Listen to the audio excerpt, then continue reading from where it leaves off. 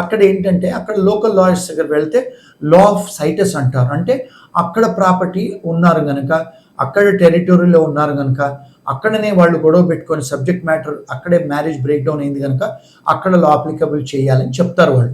అంటే personal jurisdiction, territorial and subject matter. కానీ ఇక్కడ ఇండియాకి వస్తే మేము ఇక్కడ పెళ్లి చేసుకున్నాము, మరి ఇక్కడ పిల్లలు కన్నాను, ఇక్కడ మాకు ప్రాపర్టీ ఉన్నాయి, ఇక్కడ మా భర్త గారు తీసుకున్నారు డౌరీ, మరి డౌరీ ప్రొహిబిషన్ యాక్ట్ ఇక్కడ కదండి, మరి ఇక్కడ 498 ఇక్కడ కదా, హరాస్మెంట్ ఇక్కడ జరిగింది, అక్కడ జరిగింది.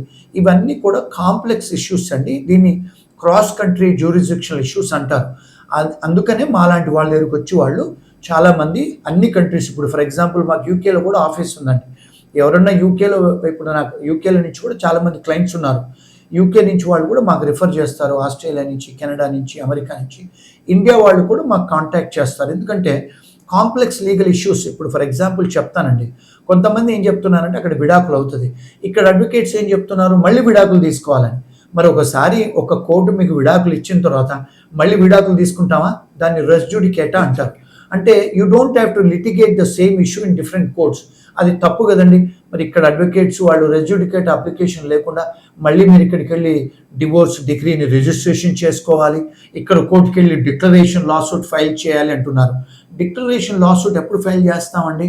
మనం ఏదైనా ప్రాపర్టీ కన్వేయన్స్ కోసం అప్పుడు డిక్లరేషన్ లాసూట్ చేస్తాం. ఒక జడ్జి గారు, ఒక ఫారిన్ కోర్ట్ జడ్జి గారు, కాంపిటెంట్ జడ్జి గారు హస్బెండ్ అండ్ వైఫ్ అపియర్ అయిన తర్వాత, విడాకులు శాంక్షన్ అయ్యి డివోర్స్ డిగ్రీ అయిన తర్వాత మళ్ళీ సేమ్ ఇష్యూస్ను మళ్ళీ వేరే ఫారిన్ కంట్రీలో రీలిటిగేట్ చేస్తామా చెప్పండి?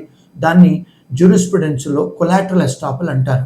ఇలాంటి విషయాలు ఏమీ కూడా రీసెర్చ్ చేయకుండా ఇక్కడ ఉన్న లిటిగెంట్స్కు వాళ్ళు సలహాలు ఇస్తున్నారు.